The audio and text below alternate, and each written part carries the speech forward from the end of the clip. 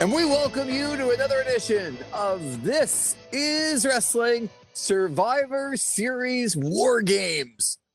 Post edition of This is Wrestling. Lee Versage and the one and only Hornswoggle. Hornswoggle. I thought there was going to be more to that. I thought it would be no. I'm not Hornswoggle. I'm not Hornswoggle. Okay, so Zach McGibbon, ZFG, Zach friggin' McGibbon, the main host part. He is 89%, but he can't make it complete without the 11% from me. Okay, he is the show. Why are you going around sharing clips of Hornswoggle all the time if you're not Hornswoggle? People keep asking, and I gotta, shut it down. Don't placate to the plebeians. Okay? And I know you have to look up two of those words, but don't do it, Zach. Be a leader. You don't need to do this if your take is that you're not. Don't keep playing into it. I don't know what to say. I don't play into it. They keep telling me I'm Hornswoggle. I play into it, then I'm Hornswoggle. You had to go on your little podcast. Who are you on with? I was on the Inside These Minds podcast with Dowda Dumbia. He's an old classmate of mine back in the Algonquin College radio broadcasting days. Was that like last year or 2 no, years ago? No. That's actually going to be close to 10 years pretty soon, which is crazy to think about. I know. That's wild. But no, he invited me on. He was like, "Hey, I'd love to come have you on and chat." And he's had a lot of great guests on as well. He's had Stuntman Stu on and Amy Volume as well, who's at Shea. Okay. So let's not lead with Stuntman Stu when you say he's had a lot of great guests, and then your first example is Stuntman Stu. Like Amy Volume, yes. Okay, I get it. But Stuntman, come on. All right. Anyway, I'm watching clips viral of you talking about Hornswoggle and the origins, and I'm like, for a guy who's not, you certainly talk about it a lot. Look, everybody else talks about it a lot, and I'm trying to shut it down. I'm trying to shut everything down, but it just keeps it's this inferno, Lee, that keeps on building up and it keeps on burning, and I can't put out this fire. So it's just something. You would have thought that the photo with him would have quenched all of the any sort of speculation, baseless speculation. Yeah, and has it? No, it's not. In fact, It's actually great, and people have accused me of utilizing AI or enhancing my photoshopping skills. That's exactly, because sometimes when people want to avoid the truth, they lean into it a little bit, right? Wow. You don't seriously believe I'm Hornswoggle? I just haven't seen the two people in the same spot at the same time. There's a photo out there. What do you mean? No, yeah, well, there's a lot of photos of a lot of things. Oh, God. Going on. All right, let's get into War Games in Vancouver, British Columbia, Survivor Series 2024. And I think from last year and how disappointed I was that the world champion Roman Reigns was not on the card, I got another Survivor Series without a world champion on the card. So not particularly pleased about that. However, Zach, we had 2 War Games matches. We got a title change, and we certainly have some developments as to where it's going to go going forward. So let's get into it. And I think we'll wait for the main event to talk about at the end, because I think that has the most tentacles as far as, where the WWE is going over the next, 2, 3, 4 months to WrestleMania through the Royal Rumble. But let's get into something that I loved, because let's start on a positive. When LA Knight is no longer United States champion because he loses to Kinshasa, Shinsuke Nakamura is your new U.S. heavyweight champion. I'm excited about just that. Not that this was a great match, but I'm excited that Nakamura is back, and I'm excited that LA Knight is no longer the United States champion. Two things can be true. What about you? Yeah, I thought Nakamura's new presentation that they're going with looks cool. I like the music. I like his look and his attire. But then I remember it is 2024 Shinsuke Nakamura, and this is not the Shinsuke Nakamura I watched in New Japan 10 years ago at the Dome against AJ Styles. This is very much a guy that is not at that same stage of his career, and I thought this was a pretty tepid match. I didn't think there was much meat to the bone. LA Knight, he was out there as well. I didn't really come away with any sort of strong feelings. I was caught a little bit off guard with Nakamura beating LA Knight cleanly in the ring. That did catch me, and I think it caught a couple other members of the WWE universe off guard as well. But otherwise, this is going to be one of those matches where when I look back a year from now, I'll look at us and go, oh, that was a match on the card. I totally forgot about that. Oh, yeah. And Nakamura won on this show. How about that? It'll be one of those little factoids for a trivia night in the future. Yeah, so. but here's the thing. Number one, anytime LA Knight loses his championship in less than 10 minutes to anybody, like, I'm in. So there's that. And then second of all, and I think, watching the event and doing a little bit of reading after the event, I don't know, you can't help but think of certainly Carmelo Hayes and Andrade. I know a couple of people have brought this up, but I think it's an interesting angle. They do a best of 7 that wasn't supposed to be, but now is a best of 7. And then we're going to make this into all of our primetime stuff. They finish that. Then LA Knight just beats them. And now Nakamura wins the title. I don't really know where it leaves both of them, but especially Andrade. Because I kind of feel like I don't want to be too like, I know there's a difference between Andrade and Nakamura. Like, I'm well aware, but I kind of feel like they are the same, like a non-US citizen, possibly a heel, a really good wrestler, somebody that could take the title from LA Knight and be able to defend it with good matches against US opponents. And now that Shinsuke Nakamura, which is great, but I don't know. I guess I'll ask you,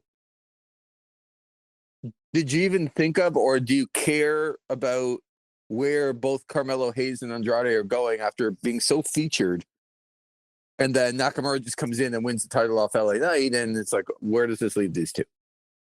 I care a little bit more about Carmelo only because he's a guy that you would theoretically think would be on the rise. Andrade, I think we know what we've got with Andrade at this point of his career. I would personally put the belt on Andrade if you were going to have LA Knight drop it. I would put it on Andrade over Shinsuke Nakamura because I think at this stage, I think Andrade is just a better in-ring performer at this stage than Shinsuke Nakamura is. I would agree. So I look at that and I think to myself, and we mentioned on the last PLE review of how they built it up. You mentioned it. They had the 7-match series. They end up just losing anyway. And then we go to Shinsuke Nakamura and he beats him clean. It's like, look, I get it from reestablishing the guy. He's got a new gimmick. He's got a new character, new entrance. You got to reestablish him. You put the title on him. You show a commitment to it. I get all of that. But it's all like they dedicated so much TV time to one thing and then not a lot of TV time to the other, and the other one is the one that gets the title. I just at this point now, I don't really know where each guy's direction on the undercard is, and that's just been my general thing with a lot of what Paul Levesque books on the undercard is just it kind of feels like it's there a lot of times. Right, but so And that's why I bring it up, that exact point of like you spend so much time on one thing and then you just go another direction. Andrade is a better in-ring performer. I don't worry as much about Carmelo Hayes because I think being part of that best of 7 for him and as an up-and-comer from NXT, he's young, he has been featured a little bit. I don't think he suffers too much, especially because he could challenge Nakamura for that title. I don't see Andrade doing that. And Andrade also came over from AEW, you know, to get back with his wife, I'm sure, and Charlotte Flair. But I don't know, like he comes back to WWE and you think maybe he's going to make an impact. Now he's in a best of 7. They're being featured in main events on SmackDown. And I feel like he's just gone now after Nakamura wins because I can't see Shinsuke Nakamura and Andrade getting together and fighting. I mean, who's going to speak? Like what's going to happen here? So Carmelo, I don't worry about as much, but I do think Andrade's lost. But anyway, probably a little bit too much time on that, but I'm happy LA Knight has lost. Although I'm sure he'll win it back soon, and I'll be there. Somehow, some way. But you could run around in circles and you could celebrate that LA Knight no longer has the championship. So that's correct. Which, you know, I'm happy about that. Let's talk about the Intercontinental title. Braun Breaker, Sheamus, and Ludwig Kaiser. What I kind of came into this match thinking, I think I know what I'm going to get. And I didn't think this one was that bad. I thought it was pretty good for what it was. I didn't expect Braun Breaker has already lost the championship and then won it back. I didn't expect that to happen again so soon. So there was no expectation of me of Braun Breaker losing this match, but kind of expected a bit of a, I don't know what you call it. You like to slap meat. I don't, but you seem to. Meat slapping over here. Yeah, I kind of thought this one would do that, and I thought it was okay. I'm not a big fan of Braun Breaker, and I really don't know. I want Ludwig Kaiser to rise up the card a little bit, and Sheamus is just Sheamus, but I expected this one to be physical. I thought it was. I didn't mind it for what it was, with the expectation that Braun Breaker was never losing. Yeah, I kind of like this too. The thing with Braun Breaker is the idea of Braun Breaker is something I can buy into. Like a guy who just goes out there, is a big dude. He's, you know, a son of a Steiner, like just a bit of a meathead, you know, like that's my kind of wrestler for me. So I like the idea of Braun Breaker. The problem is I find, I've said this in the past, but for those that might be just new listening in, I've always felt with Braun Breaker, he has some sort of charisma that you could tap into, but as soon as that bell rings, the charisma seems to evaporate, and it's just this confidence that hasn't translated into the ring. In terms of his showcase on the main roster, I thought this was his best showcase. Mm-hmm. You could take that for what it's worth, because, you know, a lot of the other showcases he's had, I didn't think have been that amazing. I really like Sheamus. I think he's super underappreciated. I like him as a big physical wrestler, and he's been somebody the last little while that I've enjoyed whenever he's in the ring. And I thought this was a good little match here. I think this is the best thing they could do with Breaker. I think it's become more and more clear that if you leave Breaker out there in a one-on-one scenario for 10 to 15 minutes, and you just have him working back and forth, that's just not the way to get Breaker over. And so, however I feel about triple threats, three-way matches and whatnot, you know, they go in, they do their spots, and it kind of gives Breaker a chance to kind of step aside a little bit, because he's much better in short bursts as opposed to like a 10 to 15 minute wrestler. So that's probably why it's a better showcase of Breaker here too. So I like this. I did like this match. At this point of the show, when it was going on, this turned around the show for me, because the first couple, I thought we were going down a bad path. And as people that know from my reviews of SummerSlam and the Australia show earlier this year, was getting down to that path early on for me. but it did turn around in the second half. So Yeah, and I think it's a really good point that you make. I think Braun Breaker is a guy. I totally agree with your assessment. When he speaks and some of his promos, it's like, okay, there's something there. And then he gets in the ring and I'm like, I don't know. Yeah. I get why they push him. Like the look and the background, and I totally get why they push him, but I think there's a better way that they could showcase him to really get him over. Mm-hmm. And then with the three-way match, you're absolutely right that I had to look up. I think it was only 12 or 13 minutes, this match. I'd have to look it up. It was 14:22. But that's a great use of, okay, there's 14:22 here, and we don't have to feature Braun in all of it. And so that is a great way to showcase him. From the company's point of view, we can make him look like a monster and have him in those short bursts that you talk about and not have the people see the negatives or as many of the negatives. And so I think this is smart. I think it's a really smart way of going about it. If you do plan to push Breaker and keep going. I'm excited to hear your take on Damian Priest and Gunther. Let me just pull up the audio from my SummerSlam review, and I will just paste it into the final copy. And that's kind of my take on this World Heavyweight Championship match. It was a little similar, wasn't it? I felt like I had just watched this match a couple months ago, down to the finish. It's like, you have, again, multiple road agents here. You know, they should be coming up with some creative finishes. And we're getting the same finish from a couple months back. Finn Balor runs in and gets involved in Damian Priest's match. He gets caught in the choke and then he, passes out. Like, I felt like we just reviewed this match only a few months ago. Well, and the problem here for me too is, and you're right again, you're having a hell of a show so far. I've never heard you be so right so early in a show. It's the Hornswoggle stuff earlier that's got me fired up. It is. It really, see, that's the job of the 11% is to rise the 89% up to a quick level where he's at his best. So, you know what? The 11% is really doing well too. But this wasn't on, like, look, I would still not like it if this were like kind of a feature match on Raw, say 2 months ago, and then they did the same finish at the pay-per-view.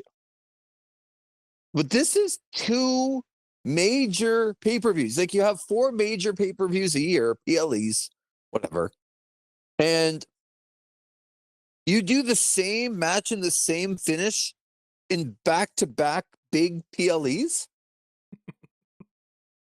What are you thinking? And that's all I was watching. I'm like, oh, I feel like Zach's going to be really mad about this one. Because, well, he should be mad. And you're almost like, you don't care enough or you expect it out of these people so that you're not all fired up about it. But this is embarrassing to me. Because, again, I wouldn't like it if you built up a Raw for a couple of weeks that this would be, a title match, you do it, and then you run back the same kind of thing at the Survivor Series. I wouldn't like it. But at least one was on free TV and one wasn't. People are paying for PLEs and 2 of your bigger ones. Like, forget Bad Blood and what was the September one again? I'm trying to remember. All the PLEs have come together in my head. Yeah, exactly. And like, so was that the one where they over in Saudi? Yeah, they're in Saudi. Oh, yes, the Saudi Arabia show. That's right. Yeah. Crown Jewel.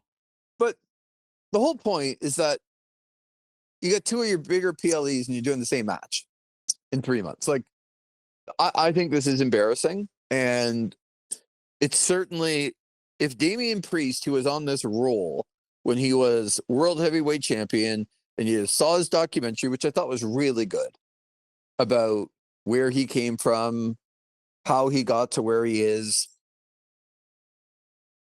And then he's Mr. Money in the Bank. Then he's world heavyweight champion. Okay, loses to Gunther. But now you're doing this with him? Like he's just another guy right now to me. And why would I be like, what is it that would attract you to a Finn Balor Damian Priest match right now? Like, why would you care who actually won this match? They were former stablemates, Lee. They're going to duke it out. They're going to fight it out. Who's the better of the former stablemates? Finn Balor. There you go. Wow. We didn't even need a match for that. All right. Well, no, he's cost Damian Priest twice. That's true. In the exact same way, too. Like, it's just... I just... The exact same way. Like, it'd be one thing if they copied, like, a good finish from a couple months ago, right? But they actually decided, you know what? Let's take this bad finish that we did a couple of months ago, and let's just do it again with no changes. Like, it'd be one thing if they fixed it up a little bit, right? And they changed it up a little bit, but it was just the same finish. Like, and the other thing to me is, where does this leave Gunther? I thought he was supposed to be this, like, dominant world champion, best wrestler in the company kind of thing. That's how I would have built this guy up. Yeah. And now he's winning in all kinds of ways, of like not on his own. Come on. Where do you think it leaves him? I don't see him as stronger right now than I did before. Yeah, me neither. I thought he was stronger before he had the world title, to be honest. I agree.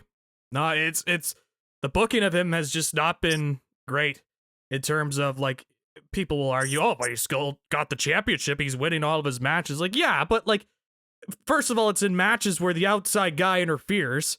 So it's not him being dominant and winning clean. It's furthering other storylines that don't involve him. Yeah, exactly. Yes. So he's not being a featured player. Like, and he was already somebody that wasn't really even being featured before he got the title, at least on the PLEs. And now it's just like one would think, we were on here saying they should put the belts on him, the World Heavyweight Championship. He's a guy that could establish this championship belt and make it actually mean something. And so now I'm at the point where it's like, I think it's a little bit of him, but also I think this belt has just kind of been hindering him down now at this stage too. Right. The belt isn't being featured in any prominent way. Yeah. Like you said at the start of the show, it's like, man, I'm looking for we didn't get a world champion on here. And I was going to joke, well, we did get a world champion in Gunther, but you were calling for a legitimate world champion, like a Cody Rhodes, to be on this show. And, you know, it just feels like another guy. He just happens to hold a championship that they call a world championship. Yeah, I just don't feel like Gunther is that. I don't know. Where do you think he's going next? Man, I would have said Punk, but I think they're continuing on this Punk Roman thing. For sure. With all the Paul Heyman stuff, which, by the way, well, I'll save it for the main review. We'll get to the main event in the review. I think that's where this takes off afterwards. Yeah. Because I have some thoughts about some things, but yes, I know, Zach. We got to save some thoughts to get people through the episode. Okay, that's right. I'll save it. I'll save it. In terms of Gunther, like, man, I'm not sure. Like, I would have said Jey Uso, but it also seems like he's involved with this bloodline thing now. This bloodline thing is just all consuming. So I wish I could come on here and tell you I think we've got an idea of who it's going to be, but I really don't. I really don't know where it's going to be for Gunther at this stage. Maybe Drew McIntyre comes back, but he would have to come back as a babyface and take on Gunther. But right, and is he a babyface? No. Okay, so is it Seth Rollins? It could be Seth, but again, he's also somebody that's got beef with Punk and. Oh, I know. As you said, I'm trying not to get into the all-consuming bloodline talk because it does wrap up a whole bunch of people. Yeah. So give us a name. that you think it could be? And would it be really be crazy for me to say that they might go back to Damian Priest again and just have that as another match just to kind of fill the time? Damian Priest is going to Finn Balor now. That's going to be the next thing. So it is not them. Not them. And I really don't know. That is like, could it be? I don't even know. Like, could it be Sami Zayn again? He's already gone through that. We already had the Orton program. Yeah, and okay, so this is an issue for the company, but it's an issue for Gunther himself, because I just don't even understand what,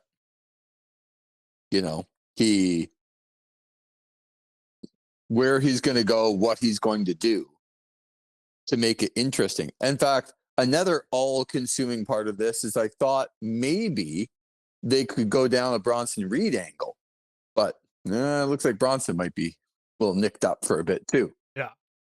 So anyways, I think that's food for thought, and maybe we can get some input from some of the listeners as to who that possibly could be. But I'm not sure. Yeah, I'm looking through the Raw roster right now because I'm thinking there's got to be somebody obvious that we're not thinking of. Like, as I'm reading through this roster, and there really isn't. Like, maybe if you book it right, maybe there's something you could do with Rey Mysterio. Maybe. Oh, stop it. But that's what I mean. It's like, it's a very low level, only because it's a recognizable name and you could do that whole big guy versus little guy dynamic. But otherwise, man, this Raw roster is not looking too hot. Would you ever do Ludwig Kaiser? You do the internal strife deal? Maybe. I wouldn't be opposed to it. I don't know if Ludwig Kaiser is set up at this point to be a challenger for Gunther. I'm just trying to think of who it could be. That's all. That makes any sense whatsoever. So anyway, we'll come back to that on another episode and love to hear your thoughts to it. But let's get to the first of the War Games matches, Zach. And man, the women's War Games, you got Naomi, Io Sky, Bayley, Rhea Ripley, and Bianca Belair against Liv Morgan, Raquel Rodriguez, Nia Jax, Tiffany Stratton, and Candice LeRae. Bayley, the replacement for Jade Cargill, who is injured. I think that's probably a good thing. But injured storyline or real life, who knows? She's not in this match. Yeah. So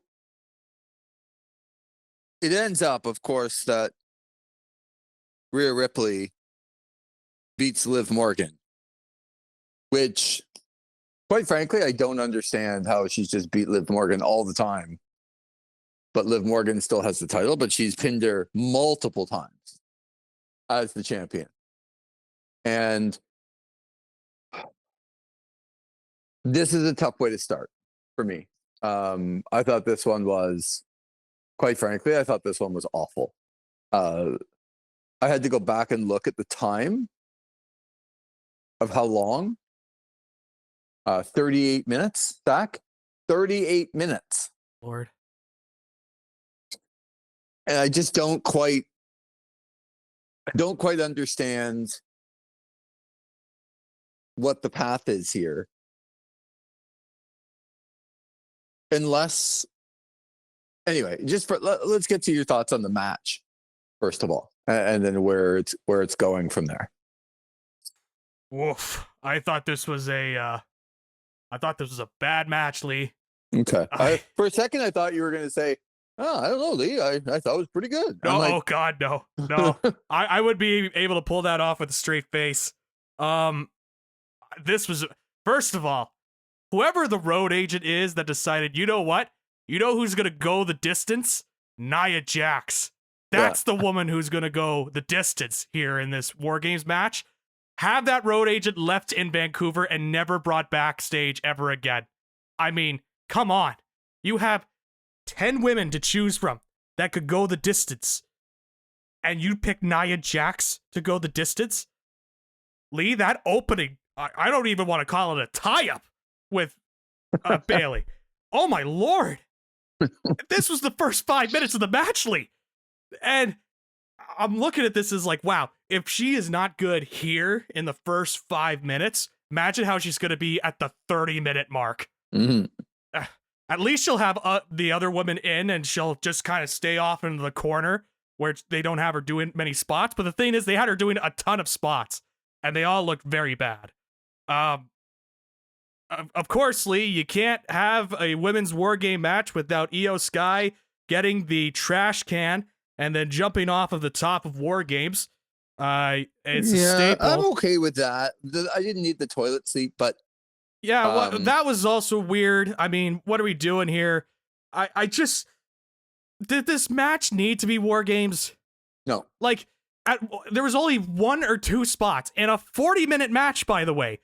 1 or 2 spots that didn't involve diving off of the top of the cage where they utilized the surrounding cage.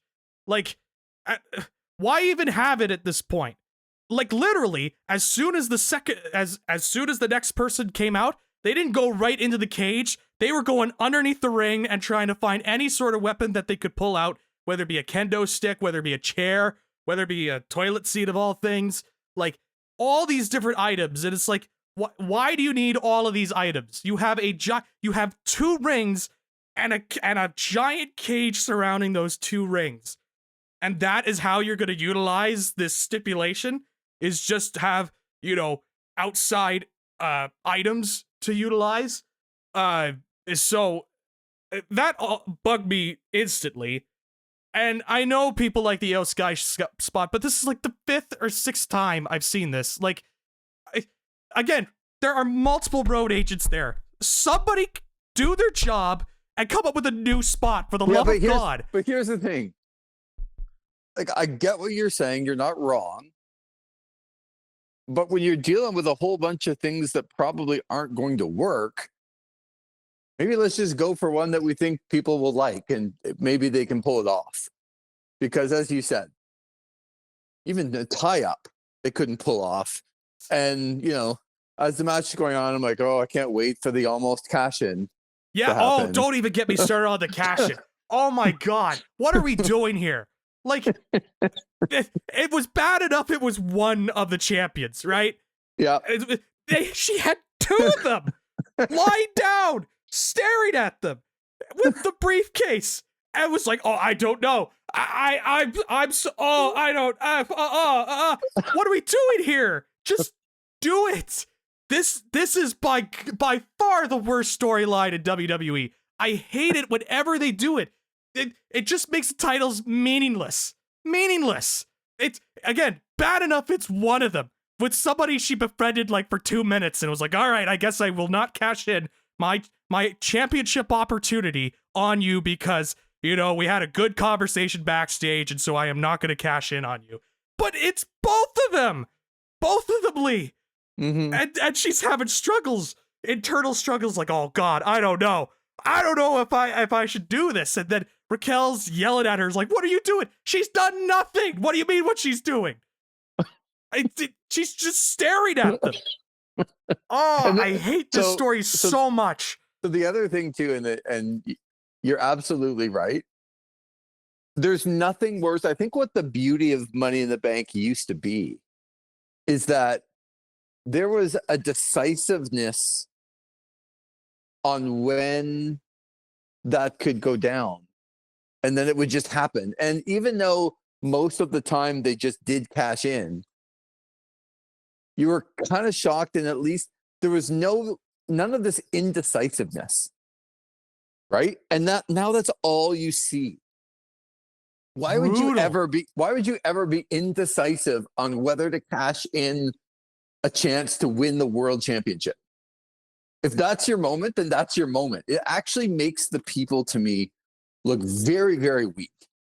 Because if you can't decide that this is a moment that you're going to do it and you're that indecisive, I don't like it doesn't help your character. Not at all. So yeah, I don't get it.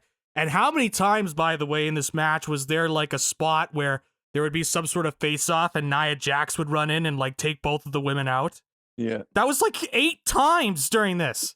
Anyway, it was way too long. I think I do want to ask you. So Rhea Ripley pins Liv Morgan again, and honestly, you have one of the weakest looking world champions to me, because all Liv Morgan does is get beat. Ever since she got the title, I'm not even sure she's won a match.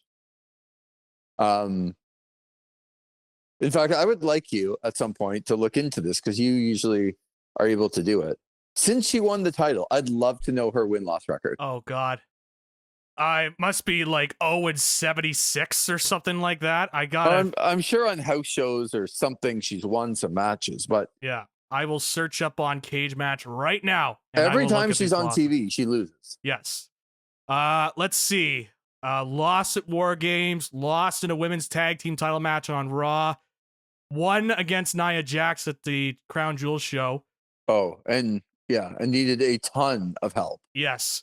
I think this is a dark match on SmackDown where she beat Tiffany Stratton.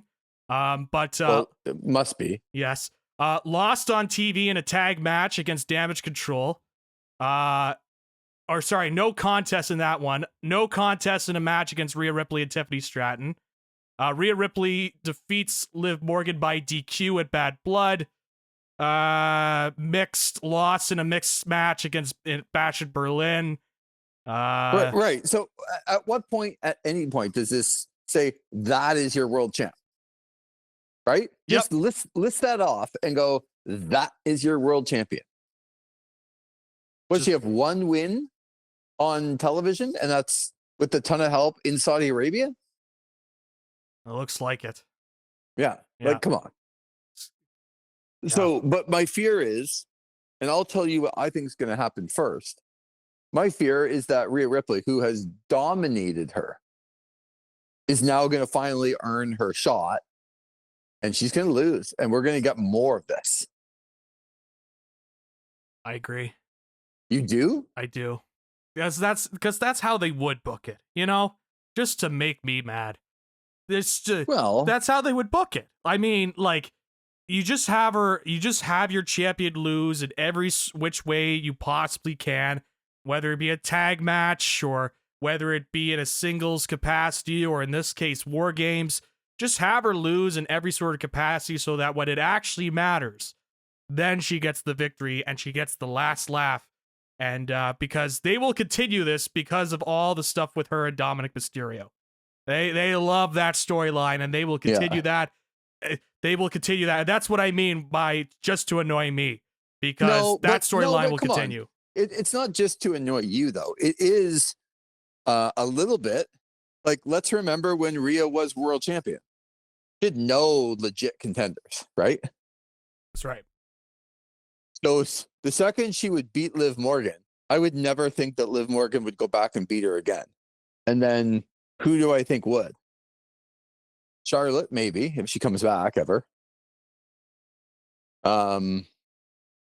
Nobody else. Yeah.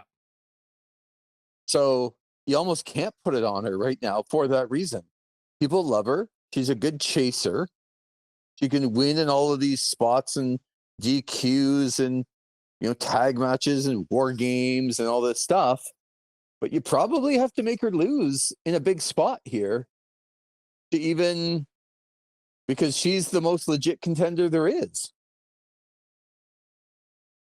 I don't know. I just kind of backed into a corner, but Liv Morgan, possibly one of the worst champions. And plus, I like Liv, and I think she tries hard, and I don't mind the Dominic Liv thing, even probably like it a bit more than you do. But in no way do I think Liv Morgan's wrestling I have to watch. And I want the women's division to get back to that. I want the women's division to get to, like, when Charlotte fought Asuka and when, I mean, it looks like it's coming from NXT, right? Like about all the women that are down there that could really go. I just hope we get there soon. Yeah. Because we ain't there yet. Nope. All right. So but before we head off, I want to make one quick point because I already hear people yelling at me about this one point. So people will yell at me and say, "But Zach, Liv Morgan and Tiffany Stratton are tag team partners in this women's War Games tag team match." Okay? Let me respond by this. Liv Morgan is the team captain and can choose who is on her team. Lee, I don't know about you, but I am not going to pick the person that could take the title off of me at any moment. Okay? I'm not picking that it's person. It's not like they're best friends. Yeah, exactly. It's like every woman for herself in this match. Okay? So I don't want to hear that argument either. Both the champions were down on the mat and she had an opportunity to win the title. A title. She had two to choose from this time. And she still had the hesitation. So I just want to make that point as well because I know I'm going to get yelled at for that. So. All right, let's get to the men's War Games match. And of course, we got the Bloodline with Bronson Reed. And we got Roman Reigns and the Usos and Sami Zayn and CM Punk. I'll just sort of let you go with this. I thought kind of coming into this that if you really wanted to, I don't want to say you convinced me, but you have talked to me about that there's going to be no fear in putting Solo over in some big spots and keep him hot.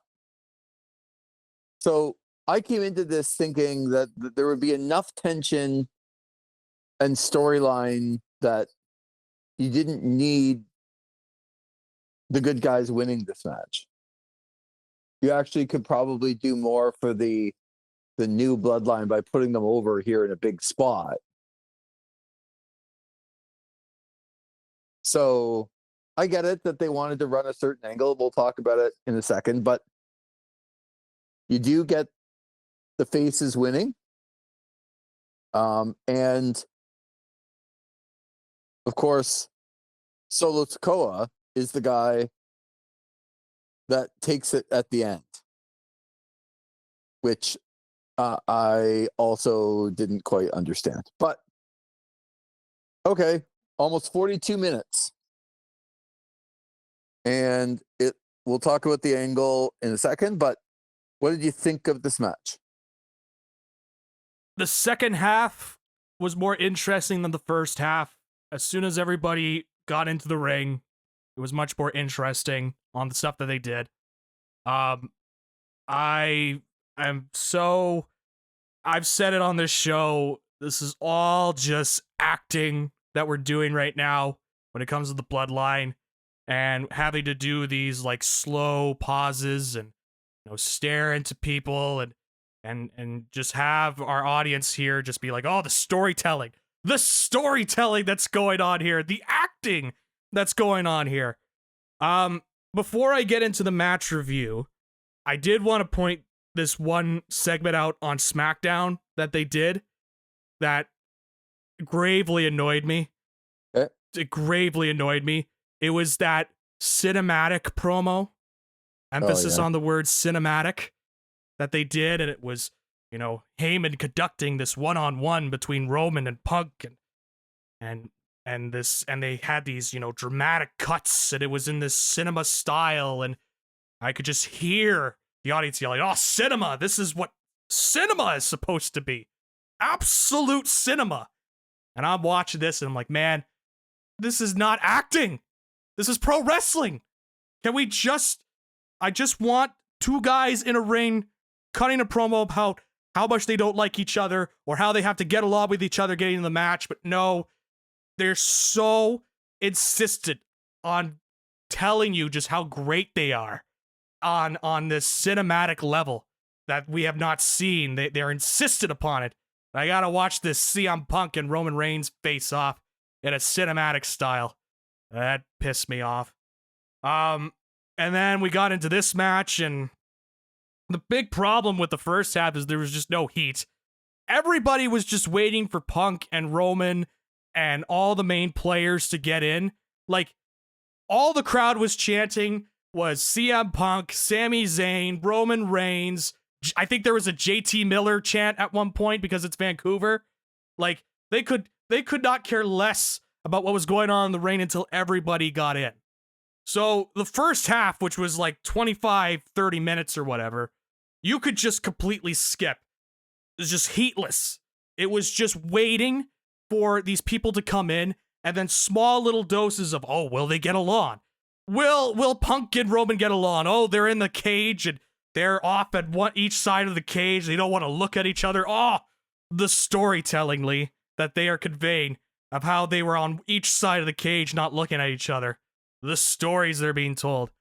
And then they got in, and then people actually popped for a wrestling move because Roman Reigns did the first bump that he's taken, legitimate, like, big-time bump in what feels like 5 years, when he did the dive off of the cage onto all of the blood. And it got a big pop because, get this, Lee, when a wrestler does a wrestling move in a context of a wrestling ring, they really like that. They really like the wrestling stuff. It's really mind-blowing how much they really like that wrestling stuff. So the second half, I enjoyed more. There were some good spots, but we could have cut this down. A lot of the arguments I had with the women's War Games matches kind of applies here. Like, did this really need to be War Games? Do we really need a cage other than for the diving spots? You know, like, do we really need this?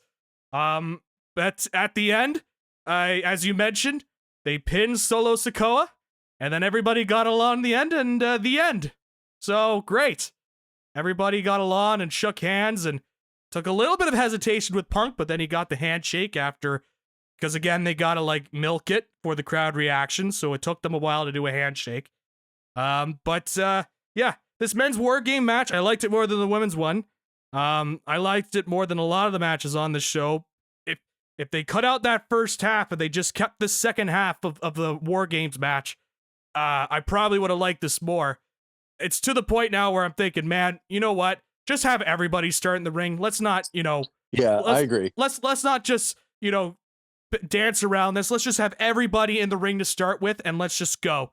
Because especially in this case, when we were just waiting for everybody to get in, and the crowd was waiting to get everybody in, and this is what they've taught this audience, by the way. They've taught this audience to wait for the people, for the pops, okay? That's what they've taught them to do. And so it felt like a lot of this was a waste, but we got to the actual meaty parts, and we're moving forward. I guess we're going to continue on with the Punk Roman program, it looks like, maybe into Rumble, but that's kind of my review of the match. Yeah, I mean, it certainly was geared towards the fact that CM Punk helped out Paul Heyman, and now he wants a favor, and what that favor is going to be. What do you think the favor is? Because a match just against Roman with nothing on the line doesn't seem like a favor to me. What is the favor here? It's a great question.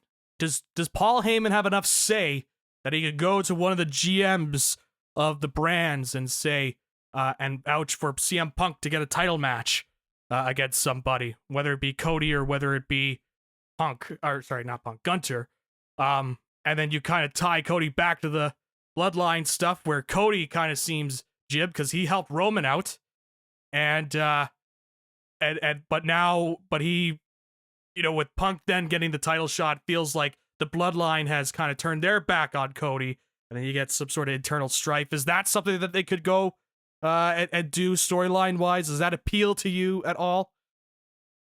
Well, it does feel like to me that it is going to go down that road of getting a title match against Cody Rhodes, which would be a big draw. Oh, absolutely. Like, yeah. If you go into the Rumble and it's CM Punk and Cody Rhodes for the title, that's a big draw. But it feels like Roman is going to cost CM Punk, and then it's going to be Roman and CM Punk with Paul Heyman's allegiance up in the air for a long. Like, this feels like WrestleMania to me. And I know everyone's talked about Roman Rock, but this feels very WrestleMania to me, to have those guys in the match, and Roman would cost CM Punk his chance at the title. So that's playing off the Paul Heyman's allegiance feels like it's going to take 6 months of TV storytelling. Now, I don't know that that's the case, but if I had to ask you right now who wins the Rumble, because now we're in December, so I mean, it's coming up. Your answer right now is who? I'm still feeling like Cena at this point. Just to kind of have him in the World Heavyweight Championship mix against Gunther. Still feels like Cena to me. Yeah. You might have answered our question from before about who's going to get Gunther next. It might just be Cena anyways. I don't think he needs to win the Rumble to get in that picture. Fair enough. Because there's nobody in the way right now. Yep. Like, we couldn't even come up with contenders. So maybe it's just John Cena now. And like, can I throw this name out there? Since I'm fired up, let me fire you up. Goldberg has talked about having one last match for WWE next year. No chance. No chance. No chance of a Goldberg Gunther. They had that segment on in Atlanta. Yeah, but you're missing the point of the winner of the Rumble is not going after a title they don't care about. I guess that's what I'm trying to get to. It's fair enough. I don't think the winner of the Rumble is challenging for Gunther's title, because I don't think they care about Gunther's title enough to have the winner of the Rumble do that. Mm-hmm. I'm looking at it from a different angle, because I agree with you in the sense they don't care about the title, but I think they will also look at the Rumble as a chance to kind of have, because I think they've got a storyline that doesn't involve the Rumble win, and so they see that as the Rumble getting in the way of what they want to do. So this is their chance to use the Rumble as a way to get to the World Heavyweight Championship. Okay, well, and it's possible. I certainly see what you're talking about, but it feels to me. And then I have another question about what's going to go on with Kevin Owens here, because what Kevin Owens has been doing with Cody Rhodes, all of it's been like, I don't want to say that he's the heel and Cody is the face, but it kind of is. But then everything that Kevin Owens is saying is true. It's not like he's doing some dastardly thing. He's talking about that he fought the Bloodline for 4 years, and Cody, he fought alongside Cody, and now Cody's going to team up with them, and Cody's going to have their backs and all this stuff. I don't know where they're going with the Kevin Owens thing, because I hope it just doesn't die out. But I got a bad, like, when you say Rumble winners and you're like, oh, could be John Cena, could be Goldberg, could be 2003, all over again. That's right. Like, but then my biggest name is also 2003 or late 90s or whatever you want to call it. And it's The Rock. I just get a feeling that there's going to be, like, how would you heat up the new Bloodline right now? Like, they lost significantly. Yep.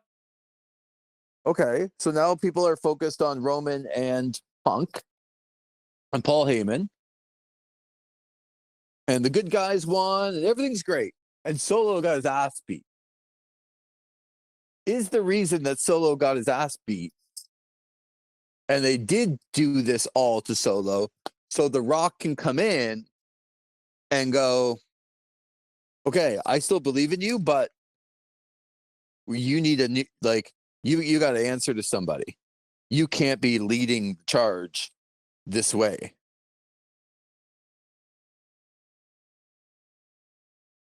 I don't know. I just don't know. Like, in my head, I'm like, okay, well, if they lost and they got beat and their main captain gets beat, who is it? How do they heat up again? What is your answer for how the new bloodline continues to have what I'll call some like significant relevance? Rock would certainly help with that in terms of being part of that in a significant way. Who? The Rock. Right. I You see another way? I don't. They could. I mean, we've been waiting on other, bloodline members in the background that could potentially be involved in this, but they Yeah, are but not those aren't. significant players. That's the Yeah, thing. exactly. So, that's the only one that kind of comes to mind.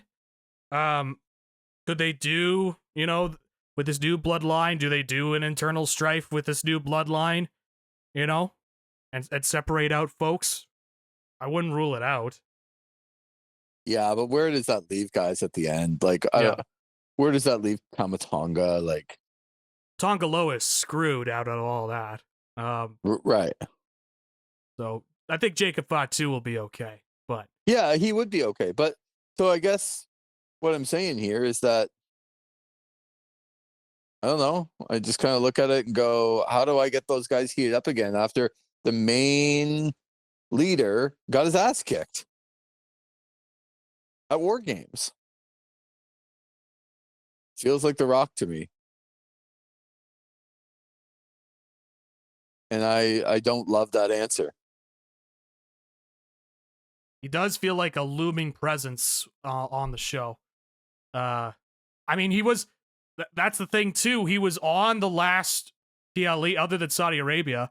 Like, he was at the PLE at Bad Blood.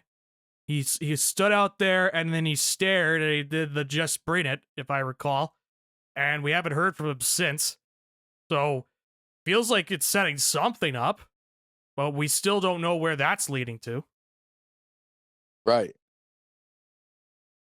So I'm gonna say that this happens now, and The Rock's gonna come out and I don't want to say save the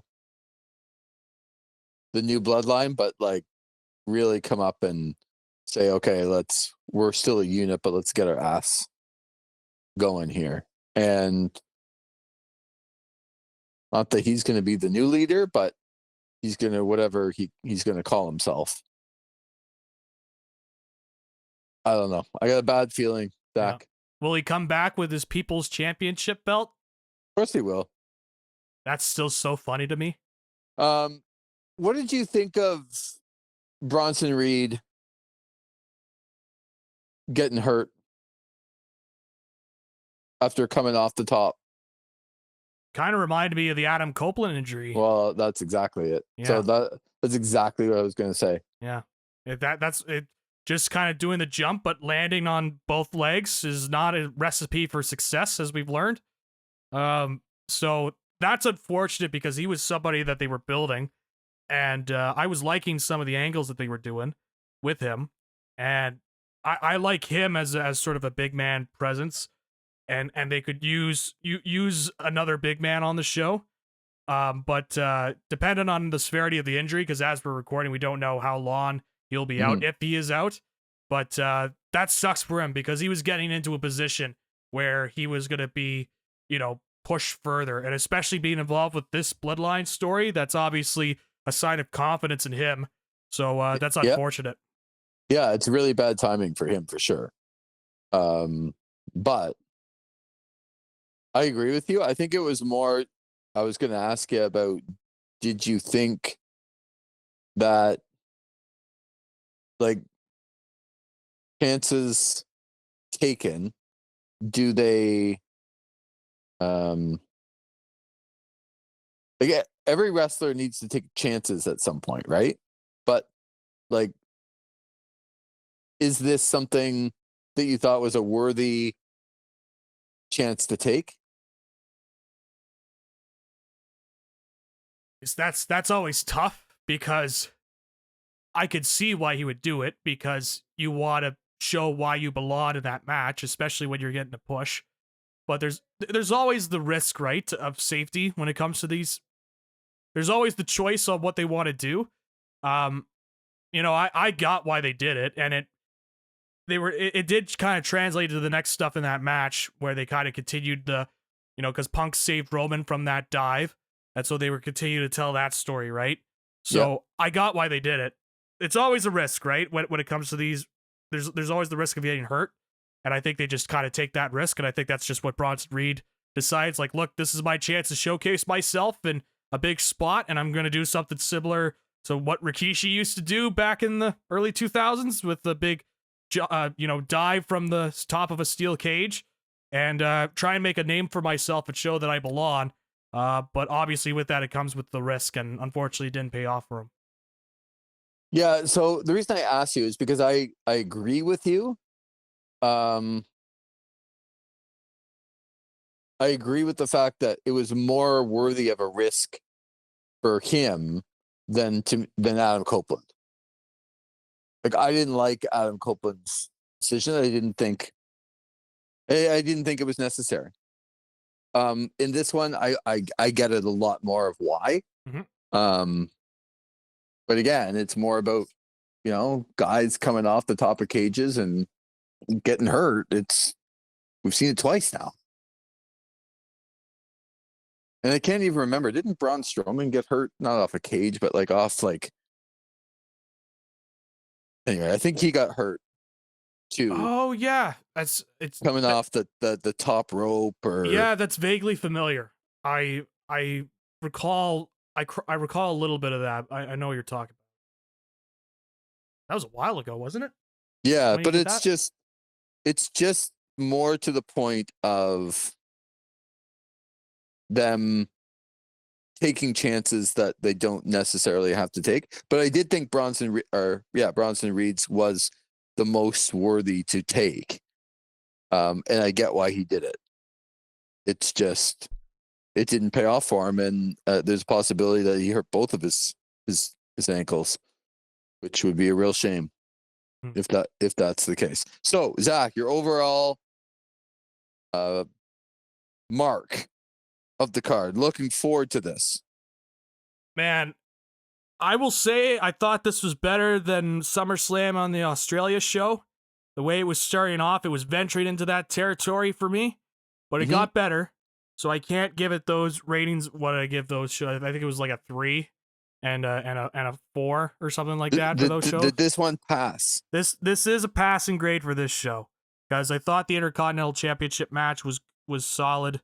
And I like the other half. Now, that doesn't mean I'm going to negate everything that happened in the first half. I'm not just going to sit here and be like, oh, well, sure, 25 minutes of my time was wasted, but the other, 15 minutes was really good. I'm not going to do that. I'm still going to account for that. I think it just barely passes at like a 5.525 is where I'm thinking. I don't even want to give it a 5.5. I'm hovering around a 5.25. Like, I was thinking 5.5, but I'm like, this isn't a 5.5 show. I'm hovering around a 5 or a 5.25. It's a passing grade, but barely. Only because of some of the matches on here. And you know what? Like, sure, was it the same finish of the Gunther Damian Priest match? Yes. Did it annoy me? Yes. But the quality, like, they still had a solid enough match. It wasn't bad or anything like that. It's just like a lot of these PLEs that we talk about, like, there are 5 matches, and the downtime of these shows are just, like, I saw someone propose the idea of just do an intermission. Like, if you really want to get all these ads in, just do an intermission in the middle so that we can cut down on some of this downtime. I'd much rather like a 30-minute intermission, and I can get up and, grab a snack or something, as opposed to just waiting for the next match to go and being, bamboozled with all these ads and having to see Otis trying to sell me a t-shirt. Like, I'm good on that. So yeah, 5.25. I'll give it a 5.25. Okay. I'll be a little bit more lenient. I'll stick with your 5.5. Okay. And the only reason I'm going to do that is because I think at the end of the day, when you leave a show, are people interested in kind of like where it's going? With major players, and I think with CM Punk and Roman Reigns, I did get something out of the Intercontinental title match as well. So look, I didn't love this show. I didn't want to give it. I was thinking about failing the show, but I think some people tried hard, and I understand at least where they're going from it. But I just listen, and this is kind of the final point. Sure. Yeah, you listen to a whole bunch of people during the week, and I just have a hard time, and I think the answer for you is the same as me. I have a hard time wrapping my brain around people that come up and say, this bloodline story is the story that just keeps on giving, because there's so many ways that you can go because you've interwoven all of them. And I'm like, what you're saying is true, except for the fact that 99% of those ways I don't care about. Yes. And so it's like, when you tell me that because of the intricate details of the storyline that you can mix in why, Kevin Owens, and, how's he going to feel, and how's Sami Zayn going to feel, and how's Jey Uso now going to feel, and how's Bronson Reed going to feel, and you can stop. Like, I just want you to stop and say, yes, there are ways that they can go, but what are you actually really interested in? And my fear is that they're just leading down a path to be really interested in a guy that can't wrestle anymore in The Rock, and a guy in Roman Reigns. Like, I want to see him at that level, but the people I care about, I don't think they care about. And that's my problem. Yeah. And so you can tell me about the interwoven, details of why Sami Zayn might get mad because Cody's helping them out and Kevin Owens is mad, but what does Sami Zayn do? Like, what if The Rock comes back and The Rock could face Roman, or The Rock could face Cody, or like, okay, but it's The Rock and he can't go. Yeah. So I understand what everyone's saying. I just get annoyed with it because it's like, does this translate into really, really good storytelling and culmination in matches that are good at the end? Like, we should get Roman and Jacob Fatu at some point. Yep. I hope that's really good. Me too. I wouldn't even mind Jacob Fatu and Sami Zayn, or maybe Jey Uso, or like, I think got the potential to be really good. But the big ones, we just sat here and talked about, it might be John Cena. Well, could it be Goldberg? Oh, I think it's The Rock. Like, this isn't 2003 anymore. Yep. And that's the part that really bothers me about this. And everyone's saying how great these storylines are. That's like, all right. But yeah. I to go off of that point, I've said this before, but to kind of go off of this, I think right now competency is being perceived as excellency when it comes to WWE storytelling. Like, that sounds oozy. Excellency is sounding very oozy to me. Very oozy. I didn't know that excellency was a word, but I didn't know that oozy was a word, and it turned out to be a great word. I'm pretty sure excellency is a word. I know I've heard people be called their excellency. So, what? How about excellence? Yeah, I searched it up. Excellency is a real word. A title given to certain high officials of state, especially ambassadors. That's not how you used it. Or to archaic, though it marks. I don't know what they mean by archaic in this sense, but anything you usually say is an outstanding feature or quality. And so, anyways, but you get the idea. I yes. think I'm bogging you down in the in the minutia of what you're saying here. I had to pull out the dictionary and just be like, look, this is what excellency means. I thought this was pretty straightforward. But no, I think competency is being confused for excellence. How about that? Yeah, I think that's well said after Yes. 5 minutes of regrouping. But yeah, it feels like because WWE for so long could not tell a story to save their lives in the last decade, that now that there's this new vision, there's new people, there's a new look. There's one storyline now that they've done well with. Yes. And it's just such overkill. Yeah, and so people confuse that with greatness when really I just look at it as competent. And I've said this before, and it was funny. Our good buddy Matt Robinson, I said this on his podcast, and I was listening in to him, and Chris Holsky was on this past week. Yes, and, what an upgrade for Holsky to talk to somebody like Matt. That's right. Oh, sorry, Chris. I'm sure that it was an upgrade for Matt too. But I listened to both episodes. And they were talking wrestling, of course, in the last segment. And I thought it was very noteworthy what they talked about when it came to what they were excited for in WWE. They did not talk about any sort of match that they were excited about. They were excited about the interactions that were about to come, like you mentioned. Like, how is The Rock going to get involved in this? How is CM Punk getting involved in this? And again, it just goes back to, I think for so long that the WWE couldn't tell a story to save their lives. Now they have some sort of competency. And it's a breath of fresh air. And so now people think it's so great. When you and I, Lee, we've been watching these shows and we've been reviewing these PLEs. And sometimes I feel like when I review these PLEs, I'm trying to find some new takes and try to be, animated on sort of stuff, as people could tell.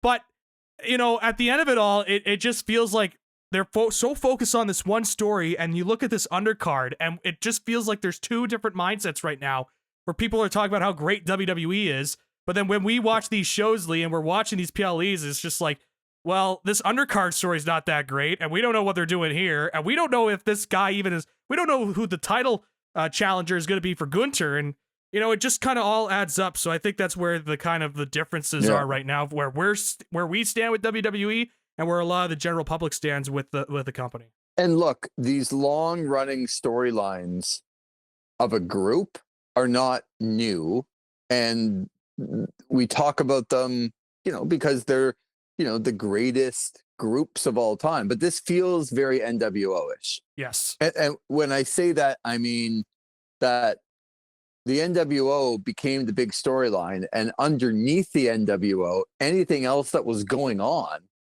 was like, what's happening here? And I want to be excited. I wanted to be excited then about Chris Jericho and Eddie Guerrero and Chris Benoit and, I mean, you name it, of Juventud Guerrera and Rey Mysterio. And like, I wanted to be excited about all of those people, but then the NWO would just come out, and now I'm getting main events with Scott Norton and Virgil in them. Yes. And like, every single person's a member, and it's always main event time. Okay, here comes Stevie Ray as a member of the NWO. That's right. Like, Big Bubba Rogers in the NWO. Yeah, like, come on. So when that happens, this is what it feels like, where anytime the Bloodline's going to come out, it's going to be the main event. And then, okay, what's happening underneath? I don't know. We don't have the answers to the questions. What's going to happen? But we certainly are talking about the top of it again, with old guys running the show like Hulk Hogan or The Rock. So I don't know. It just feels a little bit, as you said, similar to that.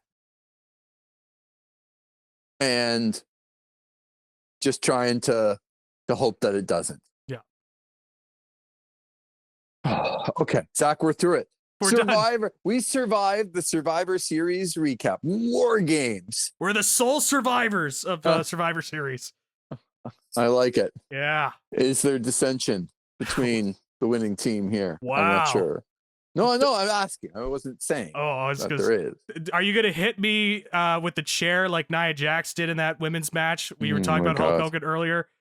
Those were the lightest chair shots I've probably seen since Hogan delivered some chair shots on I Nitro. know that if a legend like you tombstone me, like the Undertaker tombstone Hulk Hogan, Are you I getting would right back up? I would pop up as quickly. In one of the worst things that's ever happened in pro wrestling, I sent you a clip a couple weeks ago, and Yeah. you can repost it. It's just like one of the most devastating moves of all time, and one of the guys that, and I know back in the day he wasn't there yet, but a tombstone pile driver from the Undertaker got a Hulk up pop up right away from Hulk Hogan. That's right. Taking notes from the playbook of Road Warrior Hawk, getting up after the pile driver. And I'm not sure how the Undertaker survived that. When it came to, I hit my move on the biggest star on the planet, and he got right up. Why would anybody ever believe it would finish anybody off? Yeah. But he survived.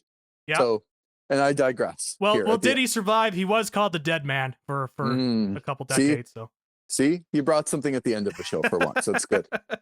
We'll be back a little bit later on this week, looking at the Continental Classic is going on in AEW. We're going to have a C4 review, and our good buddy Tanner Ryle, who is at the show, and I know some things have happened there in the latest show, so we'll talk about that. AEW and kind of around what's happening here. We'll have a chance to have seen Monday Night Raw. And we're getting close, Zach, as we hit the month of December to Netflix debuting. I believe it's January 6th, but we're 4 or 5 weeks away from the debut of Monday Night Raw on Netflix, which should be very, very interesting. Yeah, totally. So, always good to talk to you, my friend. And we'll be catching up later this week. Yeah, looking forward to it. There will be a lot to chat about, so it should be fun. For Zach McGibbon, Hornswoggle, I'm Lee Versage. Thanks for listening to the Survivor Series post-edition recap on This Is Wrestling.